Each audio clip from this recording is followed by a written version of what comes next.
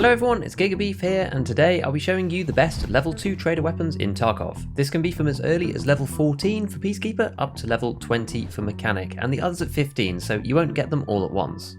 Starting with Peacekeeper, he's the earliest possible as all you need is the levels and the money spent. Now, classically the traders sell the Western assault rifle type weapons at way too high a price, so the M4, the SCAR and now the new G36 are practically useless here as you can get them from the flea for about 60,000 rubles or so. I also don't think that any of these weapons are good until you have access to M856A1 a bit later on, and even then only the SCAR L is worth considering in my opinion because the others have issues with recoil due to high rate of fire. There are a few pistols here. The P226R is hamstrung by the ammo as it's chambered in 9mm, and the USP is decent, but match FMJ starts to get a little bit lackluster as we move towards the mid-wipe as class 4 starts to become more common. These are basically headshotters and they can be effective if you like your pistols, but don't expect them to work miracles.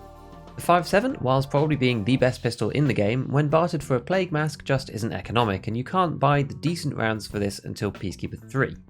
The MPX, the MP5 and the MP9 are again all 9mm. This is fine and you can spray to hit headshots, but 9mm has been criminally underrepresented in Tarkov since AP 6.3 got moved off the traders.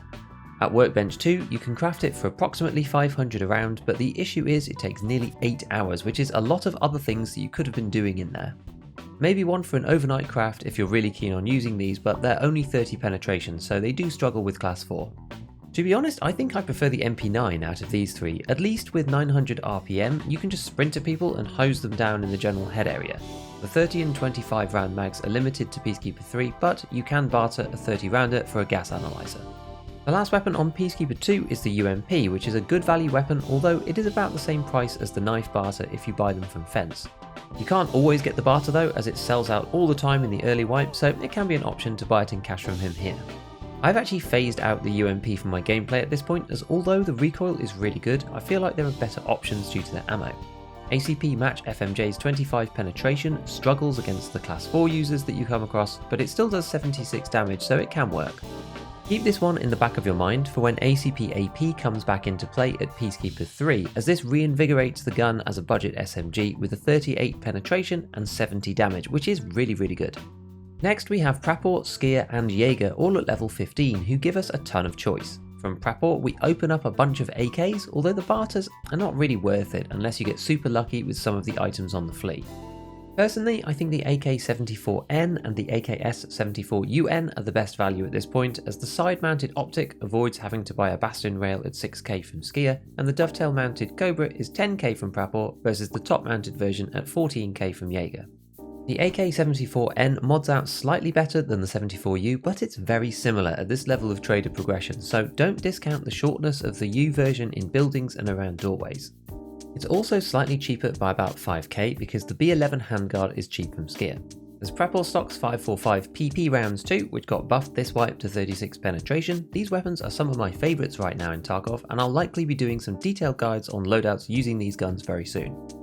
At this stage, I still feel that the AKM and the AKMS have too much recoil to be used properly outside of semi-auto at level 2 traders, although the 762 PS round buff to 35 pen has made them much stronger in the mid-game than they were last wipe.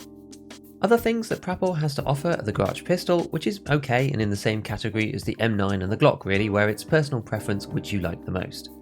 The SR1MP or the Shrimp for 1 kite gunpowder is actually really decent. These go for about 20k on the market, so can give you about a 40% or so discount. You could also craft the kites yourself if you really wanted to use this one. The SR1MP has some amazing rounds with PS at 35 pen and BT at 39, although these aren't available early, so you'll either have to find them or buy them from the flea. The rest of the pistols I'm not super bothered about personally. The PB is like the PM but with a suppressor. The APS has the hilarious feature of going full auto, but with the recoil it does more harm than good most of the time. The PL15 is a decent pistol, but the barter for a military flash drive doesn't make sense to do. For the rest of these, the Kedda B is actually pretty neat. With 900 RPM it fills a similar role to the MP9 from Peacekeeper.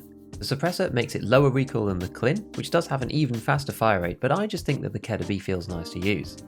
The PP19 is one of the bare starter guns, and some people like it. The low recoil of 700 RPM makes it relatively controllable, but with 9mm ammo I'd still rather use the UMP if I got the choice. Finally, the SV98 barter isn't worth it most of the time, but this will probably get better as we progress through the wipe, and the Mosin sniper is just the same as the level 1 versions, except you can mount optics a little bit more easily. Moving on to skier, we have hardly any guns here really. The MCX isn't worth the barter, and the second best ammo, which you have to get from the fleet anyway, is outclassed by PP now in penetration terms. It has good damage, but this is an endgame gun exclusively in my opinion, with the AP rounds. The new SAG AK is like the 545 AK's answer to the TX15, as it's semi-auto only. However, it looks fairly decent recoil-wise and has super high ergonomics. This means that you can easily run a suppressor without destroying the handling of the weapon. Even if you try to run it best in slot with low ergo attachments, you end up in the mid-40s on ergo, and it appears that 41 recoil is the lowest possible, but I might not have all the parts unlocked yet. At 90k, it's a little expensive for me right now, but you can pick one up on the fleet for around 70. I'd still probably run a 74N though over this at the moment. Next we have the RFB, which is the weapon that keeps on giving. With few changes to this gun in 12-12-30, once you have the M80 rounds unlocked from Peacekeeper 2, it's a class 4 destroyer as a DMR style weapon, and although a little clumsy in CQB, at 55,000 rubles it's honestly one of the best value weapons in the whole game. The RFB stays relevant on the budget end right through to the end game. I even killed Killer with one right in the last days of 12-12. The M870 is a pump shotgun. I think it's outclassed by the semi-auto 153, so the only reason you'd use this is for style points. A 10 round mag is cool, but it's also not unlocked at this stage. Skier's final weapon is the STM9, which is kind of like a pimped up version of the Saiga 9. I don't like how the Saiga feels floaty when you shoot it despite the low recoil, whereas the STM is much snappier. If headshots are your thing, the STM can work, just bear in mind that it's 9mm again, so body shots are unlikely to be successful unless you can manage to get hold of the 2 AP rounds for this gun. Again, you can usually find this cheaper on the flea market than on Skier. Jaeger is also relatively straightforward. The Vepr Hunter, whilst being originally one of the best value weapons in the whole game, is now too much at 48k as the RFB is so much better for 7,000 rubles more. Ever since the accuracy debuffs and malfunctions were added to the game, you can't really buy them off the flea to use now at 20k because your rounds will go all over the place at longer range, and the RFB has 20 rounders available from Peacekeeper 2, which seriously outclasses the 5 rounders you can only buy for the Hunter before Jaeger 3. The only real redeeming feature is that because of the dovetail mount, you can get a laser on the Hunter using the Cobra mount. Just buy the RFB. The Chopper Rhino with the 357 rounds is not bad for a pistol actually, although the revolver mechanism makes the reload pretty slow. Magnum FMJ has 70 damage and 35 pen, really not bad, especially given that it's sold at Jaeger 2. However, with 6 shots it's more of a fun weapon than actually good, but I can see it being used potentially for people who like pistols. The MP153 for 29k is really good value. There is a keys barter from Skier that can be cheaper, but even with no luck on the flea there, for under 30k this gun is one of the best shotguns in the game. At this stage you can only mod it to a 7 shell mag, but that's only one off the best, and in 8 shots you can wreak absolute devastation extremely quickly. The base model lets you add the target ring, which feels amazing for buckshot, and because you hand load this weapon, the cartridges take up just one space in your pocket, freeing up your gear slots for other things or loot. Highly rated with Magnum for legs and heads, and Flechette for centre of mass. The Saiga 12 is also pretty decent, although the mags for this are more of a hindrance than a help in my opinion. You can load more quickly, but the basic one only takes 5 cartridges and they are 1x2. Once you get to them, the 10 rounders are 3x1, so do limit your gear a bit, but as a side note, the CSA rigs can come in clutch here as a cheap way to hold them easily. The 20 round drums are insane and a lot of fun, but they are expensive, and they technically make them better than the 153, but for normal use, I'd just stick with that one.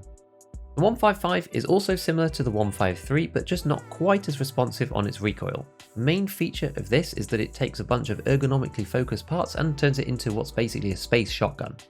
This is pretty cool to use, especially with the thermal camera for around 30k extra on the flea, which can help to locate players in forested and bushy areas if you lose track of them, but the sight is too narrow to effectively spot players in the first place, unlike some of the regular thermals.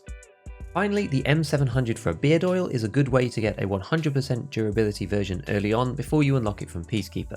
Bolt actions in Tarkov are typically underwhelming unless you're sniping rogues on Lighthouse, as semi-auto is almost always better in a performance sense, but useful to be aware that you can get it from here. Onto Mechanic 2 at level 20, who is probably the most complicated as almost all of his weapons are barter trades. Rather than go through all of them, as most of them don't make sense at all, we'll pick out a few specific ones of note that are useful or of good value. Firstly, the M4A1 lower is the classic piece that lets you make a cheap M4, buying an ADAR from the flea and putting all the parts onto this lower. This used to be a good starting point for budget M4s before the recoil changes hurt the weapon badly in 12.12, so these days I'd just recommend using a different gun entirely. The first barter, which is great, is the SOP mod here for 2 pro kill medallions. You get a bunch of stuff including the Elcan scope, a QDSS suppressor, an MOE carbine stock, the short 206mm barrel, which is useful for some gunsmith tasks, a canted sight with the Aimpoint T1 optic, and a tactical laser module. The fair price for this weapon should be much higher than the barter, as the whole gun sells back to mechanic for 130k, which is usually where the pro kills sit at about 65,000 each. So although you're not normally making free money, the scope and suppressor can be worth about 83k on the fleet on their own. If you want any of these parts, this can be a really good way to get it. There is another M4 build here which is expensive and costs about 210k's worth of GP coins, however because it has a 60 round mag, this can also be useful for gunsmith as there aren't many ways of getting these. Outside of that, it's a bit expensive, although it's getting kind of close to the minimum unsuppressed recoil with the short barrel. The AK-101 is a decent weapon once you get to M856A1 ammunition, as this weapon fires regular 5.56 rounds. It boasts a really high muzzle velocity which can be useful for quests like Tarkov Shooter, but it can be modded like an AK too, so it's a very viable gun in the mid-game for budget performance.